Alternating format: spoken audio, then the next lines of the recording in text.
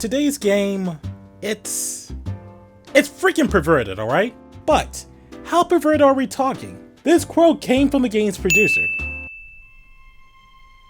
Tits are life. Ass is hometown. Yeah, it's that type of game. For those who don't know, Senran Kagura Estival Versus is a hack and slash game that features a diverse cast of female ninjas who get stuck on a tropical island. I will admit, when I first bought the game, I couldn't wait to play it. Sure, it felt like I was buying porn when I first bought the game, but I was excited nevertheless. This was because several of my friends praised the game for its diverse cast of characters, stylized action, and even its amazing cel-shaded graphics.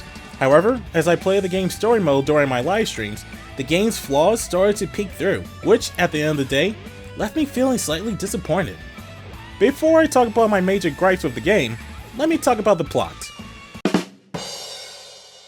Walked into that one. So the story in Senran Kagura Estival Versus takes place on a remote island in a separate dimension. This is where one of the character's grandmother summons the girls from the 4 major ninja schools to the island. It is then revealed to the girls that some of their departed loved ones are not only on the island, but they must participate in a special festival. Not only will the winners of the festival be able to lay their loved one's soul to rest, but be closer to the rank of Senran Kagura. Now, the story is presented in 2 forms. One way is in the form of visual novel-like cutscenes, which take up a good chunk of the game. I will admit, these cutscenes are a nice step up compared to the other XC games I've played. Each of these visual novel-like cutscenes shows the character's 3D model moving a very limited range of animations. Although they were limited, they did keep me interested and somewhat engaged in the story. But these cutscenes are often plagued with clipping issues, which, to be fair, can be unavoidable at times for animators. Hell, I made similar mistakes in a few of my animations. However, there were so many seeable clipping issues that I honestly thought that the developers were just being lazy when they made these scenes. Like, take this for example. There should be no reason why this passed Q&A. Now, I mentioned earlier that there was another way the game story is presented. Well, this type of cutscene is only used for heavily emotional and dramatic moments in the game. Though the purpose of these cutscenes is not to ruin the fun from the other cutscenes, these segments breaks the immersion so much that I found myself skimming through these passages. That's it! Oh, great. It's my neighbor, Perverted Jimmy. No one plays Senran Kagura for the story, Dai! Just talk about the big titty ninjas already! Thanks, Perverted Jimmy. You're welcome. One of the biggest features this game likes to bolster about is the huge cast of characters. Because every character has their own set of weapons, combos, and special moves, it shouldn't be too hard to find a character to match your playstyle. Like take me for example. After playing the game, Katsuragi is my favorite girl, not only because her weapon is freaking amazing, but because her pervertedness astounds me. Oh, Mark, I gotta admit, you're doing all the right moves, and I might want to come over to your place for the night. I just have one little request. Can you tell your friend to stop groping me? I think she's a C-cup, Mark.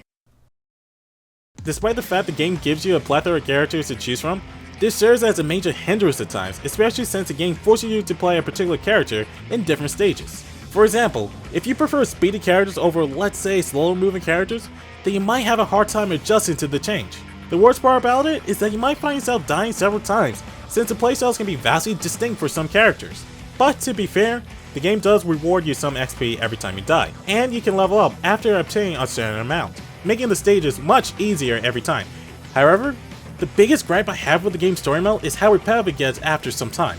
Basically, you fight hordes of enemies, the boss comes out, you damage her a little, she transforms, you damage her some more until she faints. Rather, rinse repeat, only with the number of bosses changing in some stages. It's really a shame too, since some hack and slash games can make the game feel fresh by breaking up the action with some puzzles and exploration stages. I'm pretty sure if the game's developer breaks up the action between stages with some other minigame, then it would feel less repetitive. Damn it, Dai! You haven't talked about the core feature of the game! Jesus Christ, man, why aren't you wearing clothes? It's fapping to the tentacle rape scenes in Legend of the Overfeed! What the hell's wrong with you? Shut up and talk about the clothes break feature! So another core feature in the game is the clothes break system. Whenever you damage a girl to just the right amount, some pieces of her clothing start coming off. I will admit, this was interesting at first, but like everything else in the game, it gets stale after a while. Once you see one girl with streaks of light covering her bare essentials with tears in her eyes, you've seen them all. Okay, now will you get out of my room or put some clothes on? You haven't talked about the extra content. Even though I complained earlier about how repetitive the story mode feels, the game does have extra content that, honestly, makes the game extremely replayable. In addition to extra side missions, the game has a multiplayer mode. I would talk about it more in depth if... You're pitiful. You're pitiful. You're pitiful. It's true. I didn't suck at it. But the biggest feature that might get your attention is the dressing room. In the dressing room, you can change every girl's hairstyle, bikini, and even the default outfit she wears. These cosmetic changes for your particular girl even appears in the game story mode or the side missions.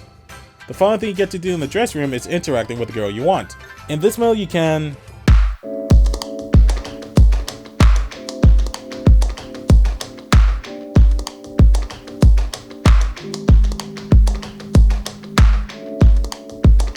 You know what? I'll let you figure it out. So what's my overall thoughts? Honestly, if you could tolerate the repetitiveness of the story mode to unlock the other features in the game, then I highly recommend picking it up. The game's jam-packed with so many features, it's worth the $50 price tag. However, if you're the type of person that hates repetitive games, then you might want to look elsewhere. But, you know who will really like the game? Perverts like Perverted Jimmy. Isn't that right, Jim? Oh yeah, I forgot. He passes out if he's not sexually stimulated every couple of minutes. Despite these complaints and you still want to get the game, you can get it for the Vita or the PS4 at Amazon or GameStop. So, Idea Factory donated another game for me to review. With that said, next review is going to be Fairy Fence.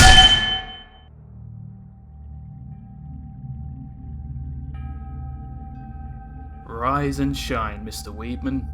Rise and shine. Huh? Where am I?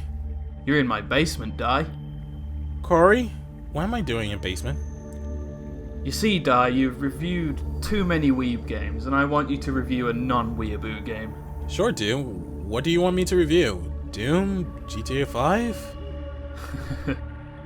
Well, Dai, after your review of that, I've decided your punishment must be severe. Don't worry, the game isn't that bad. Usutsuki!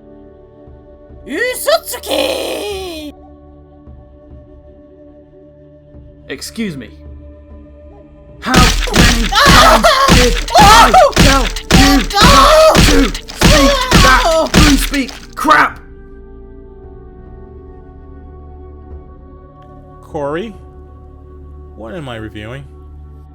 The game I gifted to you last summer.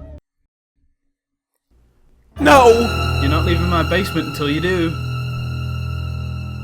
Say the words, Dai. Say it. Next review!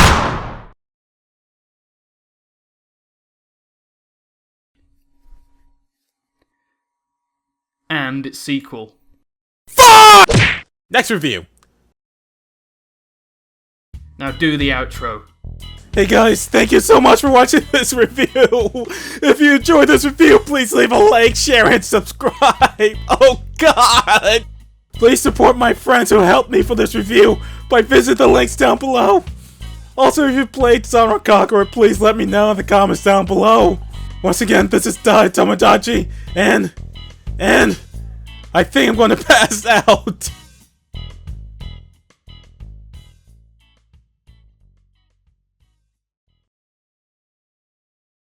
Huh?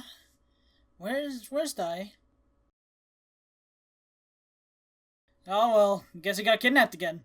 Time to do what I always do when he's gone. Turn his room into an adult Arrogate Let's Play channel! Alright, Dai, you're gonna review Ruby Grim Eclipse, and you're gonna like it!